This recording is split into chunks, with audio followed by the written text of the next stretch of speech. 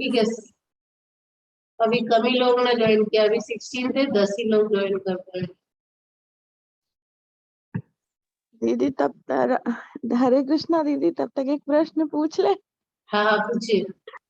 दीदी जो आधे आधे होते हैं उनका क्या होता है? जैसे कृष्ण में भी लिप्त हैं और इसमें भी क्या कहते संसार में हैं? भी फंसे पड़े हैं।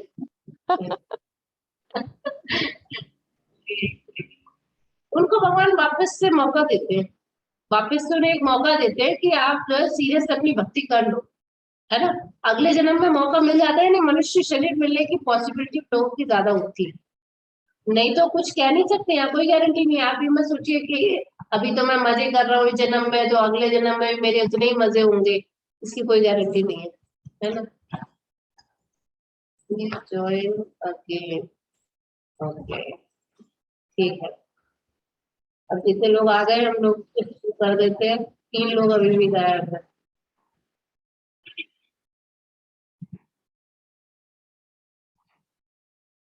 तो जो हमारी जो इंडिपेंडेंस है, तो इसीलिए है भगवान ने ये संसार बनाया। और कभी कभी जीवात्मा ऊब भी जाती है बहुत काम तक और अनंत जन्मों तक, कुछ जीवात्मा जब ऊब जाती है तो जिज्ञासा करने लगती है कि मैं कौन हूं, है ना। अब यहाँ पे ये बताया भगवान ने अगले अगले श्लोक में कि ये जो काम क्रोध वगैरह सब रहते कहाँ है, काम के निवास स्थान क्या है। ठीक है, कोई पढ़िए इसे प्लीज, somebody should read। मैं पढ़ूं माता जी? हाँ पढ़िए। इंद्रियाण मनोबुद्धि स्याधिष्ठन मुच्यते अतेर्विमोहयते तयेष ज्ञानमावृत्य देहिनम्। भगवद गीता 3 अध्याय 40 श्लोक। अनुवाद। इंद्रियां, मन तथा बुद्धि इस काम के निवास स्थान है। इनके द्वारा यह काम जीवात्मा के वास्तविक ज्ञान को ढककर उसे मोहित कर लेता है। तात्पर्य, चूंकि शत्रु ने बद्ध जीव के शरीर के विभिन्न सामरिक स्थानों पर अपना अधिकार कर लिया है, अतः भगवान कृष्ण उन स्थानों का संकेत कर रहे हैं जिससे शत्रु को जीतने वाला यह जान ले कि शत्रु कहाँ पर है। मन समस्त इंद्रियों के कार्यकलापों का केंद्र बिंदु है। अतः जब हम इंद्रिय विषयों के संबंध में सुनते हैं तो मन इंद्रिय तृप्ति के समस्त भावों का आगार बन जाता है। इस तरह मन तथा इंद्रियां काम की शरण स्थली बन जाते हैं। इसके बाद बुद्धि ऐसी कामपूर्ण रुचियों की राजधानी बन जाती है। बुद्धि आत्मा की निकट पड़ोसिन है। काम में बुद्धि से आत्मा प्रभावित होता है, जिससे उसमें अहंकार उत्पन्न होता है और यह वह पदार्थ से तथा इस प्रकार मन तथा इंद्रियों से अपना तादात्म्य कर लेता है। आत्मा को भौतिक इंद्रियों का भोग करने की लत पड़ जाती है, जिसे वह वास्तविक सुख मान बैठता है। श्रीमद् भागवत में 10 अध्याय 84 और 13 नंबर श्लोक। आत्मा के इस मिथ्या स्वरूप की अत्युत्तम विवेचना की गई है। माता जी आप भले श्लोक ना पढ़े, नीचे मीनिंग पढ़ दो। जो मनुष्य इस त्रिधातु शरीर को आत्म स्वरूप जान बैठता है, जो देह के विकारों को स्वजन समझता है और जो जन्म भूमि को पूज्य मानता है और जो तीर्थ स्थलों की यात्रा दिव्य ज्ञान वाले पुरुष से भेंट करने के लिए नहीं अपितु स्नान करने के लिए करता है, उसे गधा या बैल के समान समझना चाहिए। ठीक है,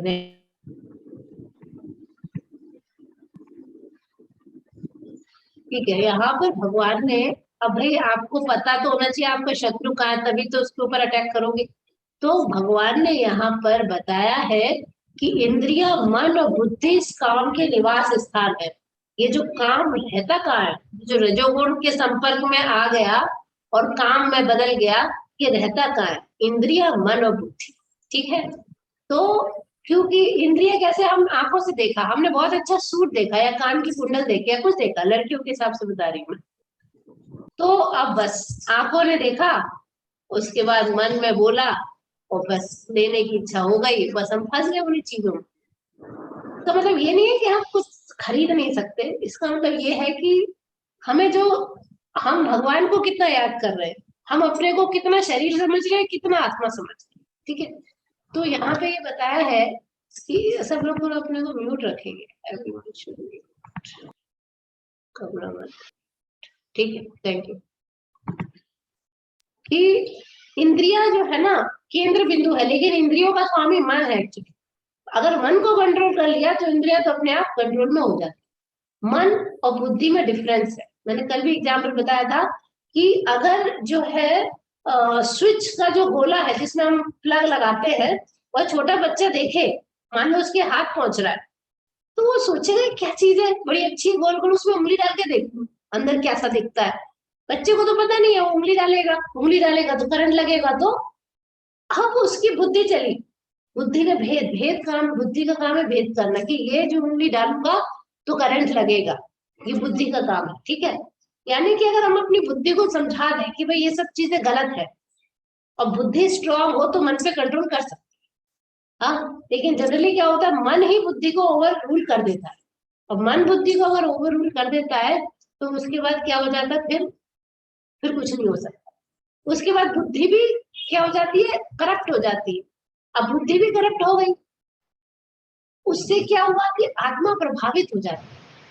और जो शुद्ध आत्मा क्या समझती है अपने को, कि मैं ये मन बुद्धि मैं इंद्रिय मैं यही हूँ, मैं ये शरीर हूँ, इस शरीर की इंद्रिया हूँ, और शीशे में देख के जो दिख रहा है मैं यही हूँ।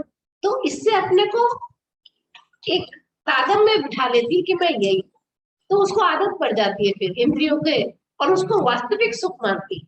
जैसे कि एक बार इंद्र को किसी पाप की वजह से सुअर बनना पड़ा, पिग। फिर थोड़े दिन बाद ब्रह्मा जी आए कि भाई तुम्हारा टाइम खत्म हो गया है, चलिए।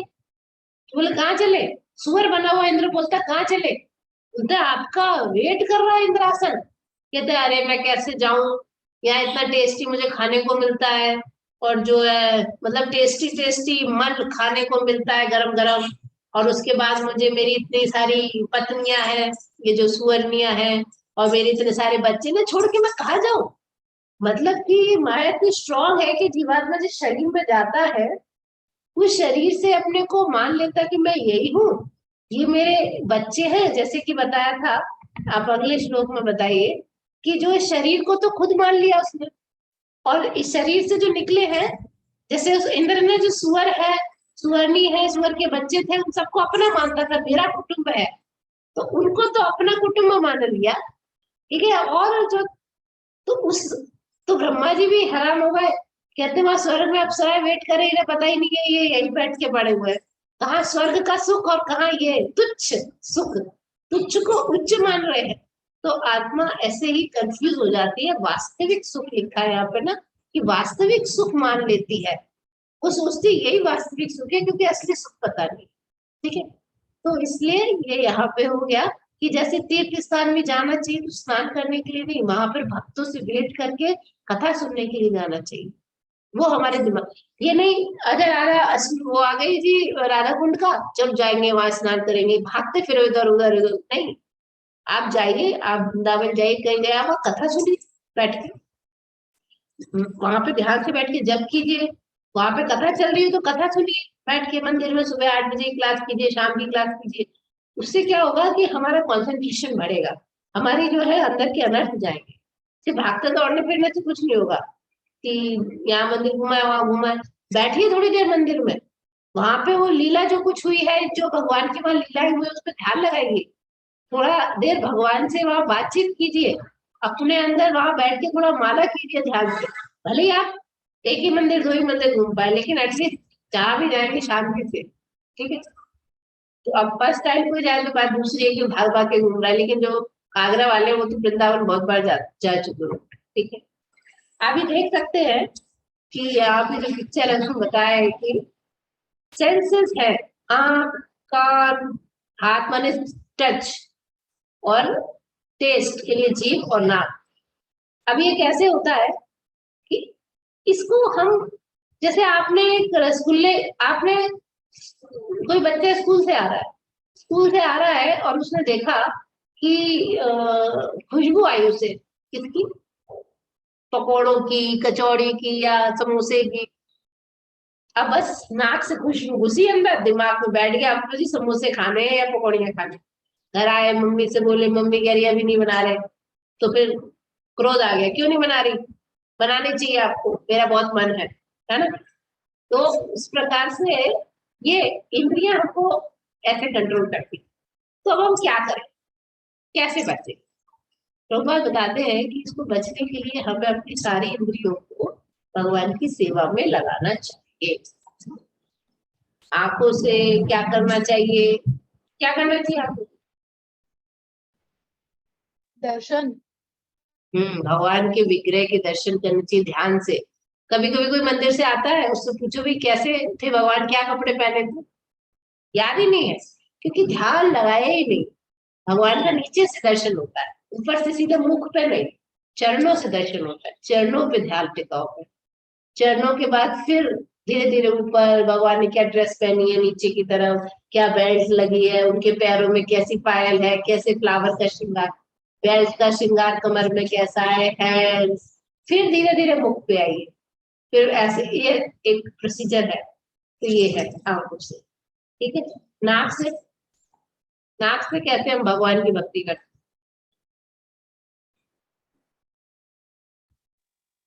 ये फूलों को सूंघना। हैं? भगवान पे चढ़े हुए फूलों को, किसी को सूंघना, वो नाक से भक्ति होती है।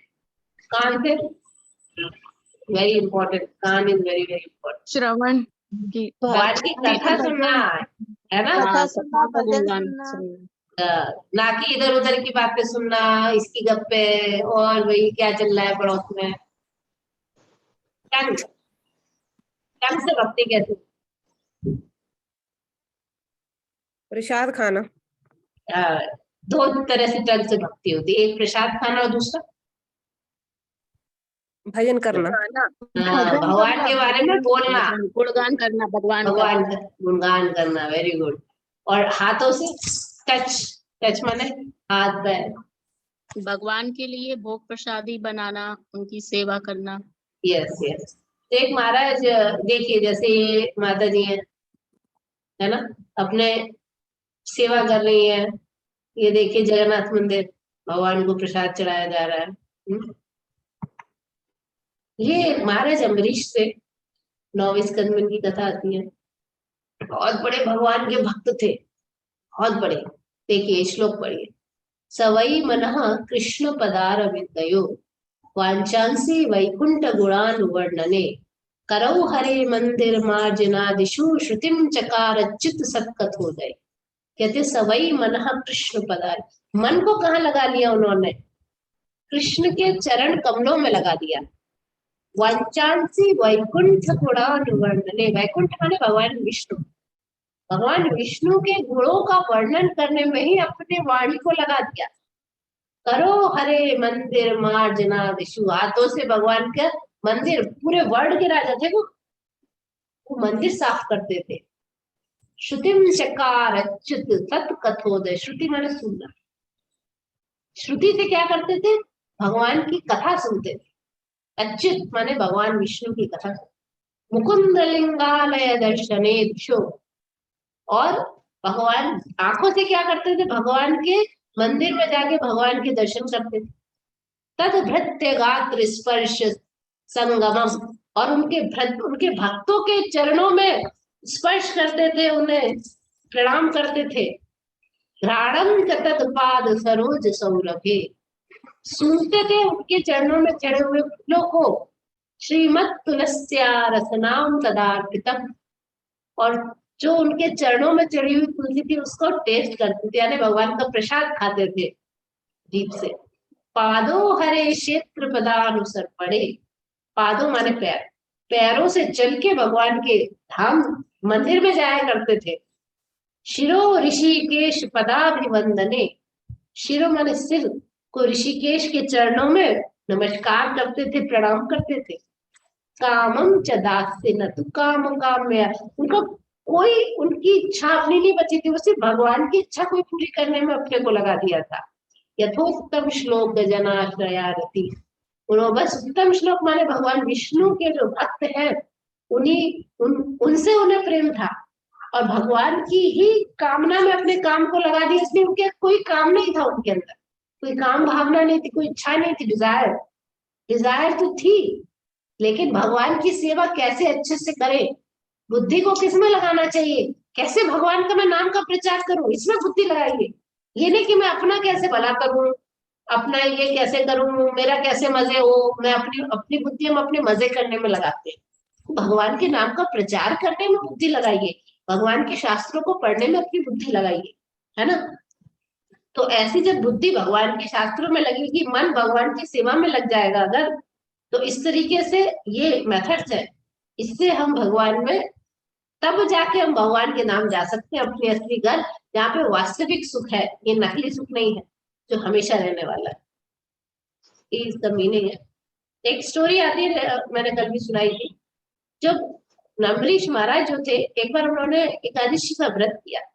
एकादशी के व्रत के अगले दिन द्वादशी को एक पर्टिकुलर टाइम पे आपको व्रत तोड़ना पड़ता है, तभी वो व्रत पूर्ण माना जाता है, नहीं तो पूर्ण नहीं माना जाता। तो जब सुबह सुबह सोच ही रहे थे वो व्रत तोड़ेंगे, और वो एकादशी उनकी निर्जल होती थी, हमारी तरह वो कुट्टू के आटे की पकौड़ी ये वो। आप व्रत कीजिए तो ऐसा व्रत कीजिए कि कम से कम आपका टाइम खाना बनाने में जाए, ज्यादा से ज्यादा टाइम चैंटिंग करने में और रीडिंग में जाए। ये नहीं कि व्रत करे हैं तो 8,000 व्यंजन ही बन रहे हैं, इतने व्यंजन बना बना के खाने में खिलाने में पूरे दिन चला गया, फिर क्या व्रत था, सिर्फ अन्न ही तो नहीं खाया। एनीवेज, इनका तो निर्जल व्रत था। तभी दुर्वासा ऋषि आए। तो दुर्वासा ऋषि कहते हैं कि उन्होंने कहा दुर्वासा ऋषि से, आइए आप भोजन कीजिए। तो उन्होंने कहा मैं स्नान करके आता। अब वो स्नान करने गए और उन्हें टाइम लग गया, और कुछ पूजा पाठ भी करने लगे। तो अब महाराज का तो टाइम बीता जा रहा है, अब क्या करें, थोड़ा ही टाइम बचा है व्रत तोड़ने के लिए। तो उन्होंने पंडितों से जब डिस्कशन किया तो उन्होंने कहा कि आप जल ले सकते हैं, जल लेने से आपको व्रत टूट भी जाएगा और अतिथि का भी अपमान नहीं होगा कि आपने अतिथि के आने से पहले कुछ खा लिया। तो महाराज ने सबसे कंसल्ट करके जल ले लिया। लेकिन ये बहुत बड़े योगी हैं, योग भक्त नहीं है, योगी है दुर्वासा। उनको वह नाते नाते पता चल गया कि ये इसने जल पी लिया। क्रोध में आए, कहते हैं तेरी इतनी हिम्मत कि तूने जो है बिना अतिथि को खिलाए तूने खुद जो है खा लिया, पी लिया पानी। तो अब उन्होंने समझाने की कोशिश की तो वो समझे नहीं। उन्होंने अपने जटाओं में से एक जटा तोड़ी, जमीन पे फेंक। तो वहां से एक कृत्या नाम की राक्षसी पैदा हुई। देख रहे हैं ना, चलो बड़ी सी एक राक्षसी। अब वो जो राक्षसी थी उसने उसको बोला, उन्होंने अटैक, मार डालो इसको। इतनी सी बात पे उनको क्रोध इतना था, मार डालो इसको। वो हाथ जोड़ के खड़े।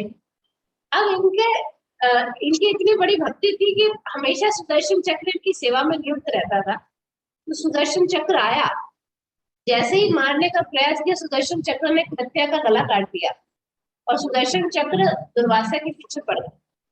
अब दुर्वासा जी भागे भागे गए शिव जी के पास।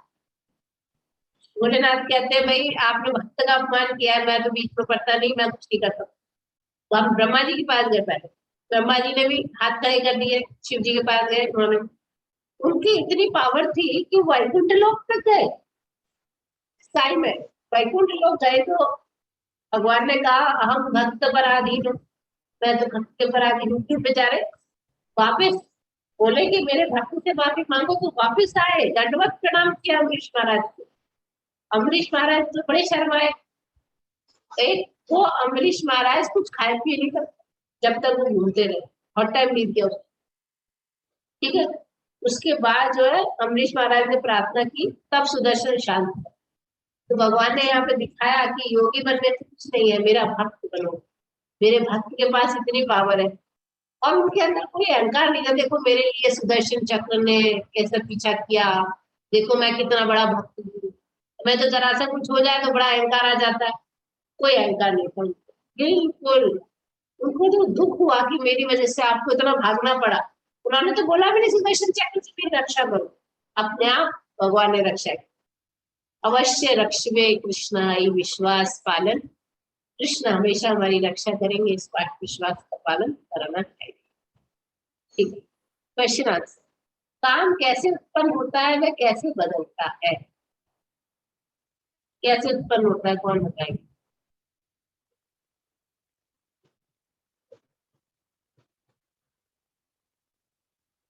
आप सब लोग मेरी सुन भी रहे थे कि मैं ऐसे ही बोले जा रही हूँ?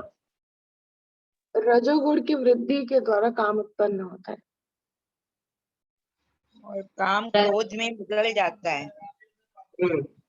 Yes, very good. पूरा नहीं होता है तो क्रोध में बदल जाता है, जब पूरा होता है तो लोभ में बदल जाता है। यस, तो इस प्रकार से काम जो है रजोगुण, जो हमारा शुद्ध ईश्वर प्रेम है, वो रजोगुण के संपर्क में आके डिजायर्स बन जाता है, काम बन जाता है। आपको क्या लगता है कि काम आपको इस दुनिया से बांधता है?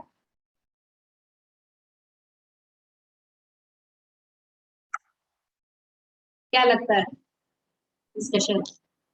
हाँ, हमें काम बांधता है माता जी, क्योंकि कुछ न कुछ हमारी इच्छाएं हर समय लगी रहती कि मेरा ये हो जाए, कम से कम ये नहीं तो ये तो हो जाए। ऐसा लगता रहता कि भगवान ये नहीं हुआ तो चलो ये तो मेरा हो जाए। ये इच्छाएं हमारी हर समय बंधी रहती हैं। यस, इतनी इच्छाएं हमारी, हजारों इच्छाएं हमारी है, ठीक है। इतनी डिजायर्स होने की वजह से हम इस संसार में बंधे। भक्ति करने से ये पता चलता है कि भैया कितनी डिजायर्स कितनी है। काम के निवास स्थान क्या है भाई? यार बैंगलोर में बहुत भयानक बारिश हुई। काम के निवास स्थान क्या है?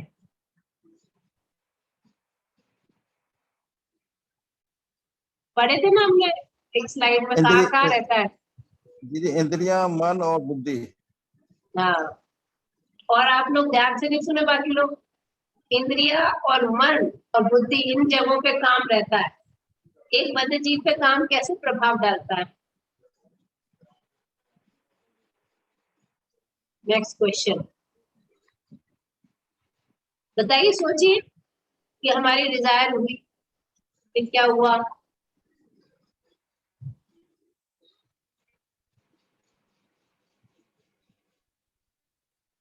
हरे कृष्णा। क्रोध पे खत्म होता है। जोर से बोलिए। क्रोध पे खत्म होता है। क्रोध से ही नहीं खत्म होता, फिर लास्ट में स्मृति विभ्रम हो जाता है, और फिर क्या हो जाता है? बार बार इस जन्म मृत्यु के चक्र में फंसा देता है। ये जो छोटी छोटी इच्छाएं, जिसको हम सोचते हैं तो छोटी छोटी इच्छाएं, क्या है? यही हमको जन्म मृत्यु में फंसाए पड़ी है। ये वाला पर्स चाहिए, इतना अटैचमेंट होता है हमको इन छोटी छोटी चीजों से, है ना? इतना अटैचमेंट होता है कि आदमी अपने चीज किसी को दे नहीं सकता, वो मतलब अटैचमेंट। हम अपने आप को विषय वस्तुओं की क्यों मानते हैं? मतलब कि विषय वस्तु का मतलब है यहाँ पर कि हम अपने को इन संसार की चीजों से एक क्यों समझ लेते हैं? ऐसा क्यों हो जाता है कि ये मेरी चीज है, मतलब मैं ही हूँ।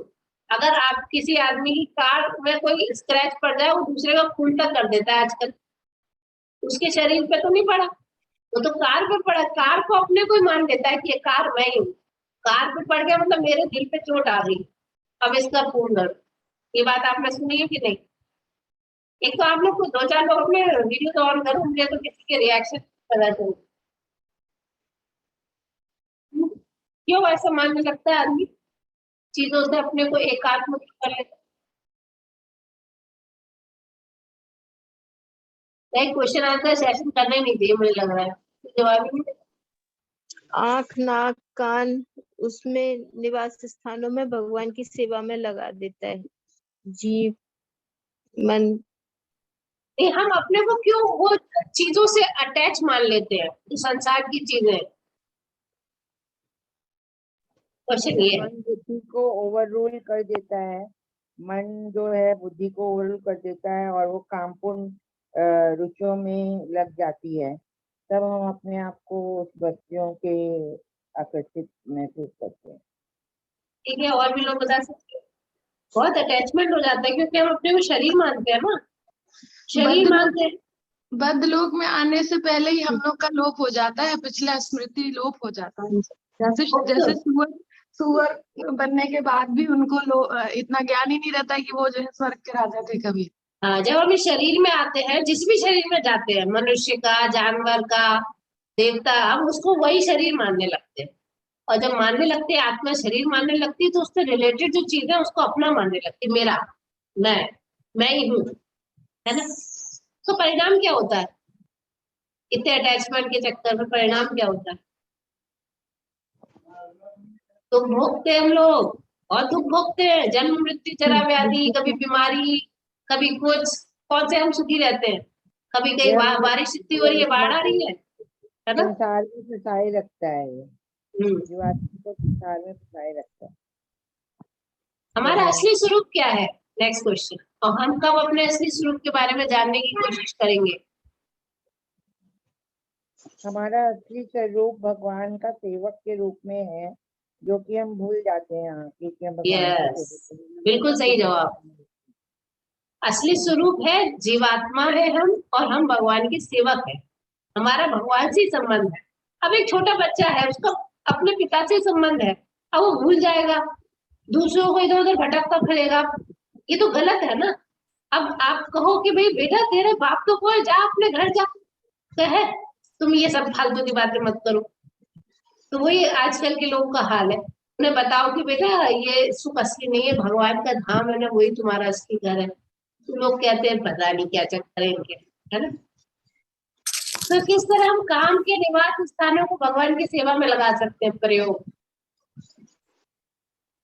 जो भी हमारी नाक कान मुंह इंद्रियां हैं, तो उनको हम भगवान की सेवा में लगाएं। वहाँ लगा आंख से हम भगवान के दर्शन करें, भक्तों हाथ से भक्तों के चरण स्पर्श करें, सेवा करें, प्रसाद खाएं, गुणगान करें। इनसे तरह से हम भगवान की सेवा में लगा सकते हैं। महाराजा अम्बरीश की तरह। महाराज अम्बरीश ने जैसा किया, आप लोग अम्बरीश महाराज के जो ये श्लोक है वो उसको सुन लीजिए, याद कर लीजिए, उसके संस्कृत समझ लीजिए, और उसके बाद आपको सब समझ में आ जाएगा। नहीं तो हिंदी में लिख लीजिए वो क्या क्या करते थे, हम भी वैसे ही कर सकते हैं। पूरा उन्होंने अपना कैसे भगवान की सेवा में लगाया। ठीक है, हरे कृष्णा। बारिश यहाँ बहुत हो रही है, अभी चैंटिंग आप लोग अपने अपने कर लीजिएगा।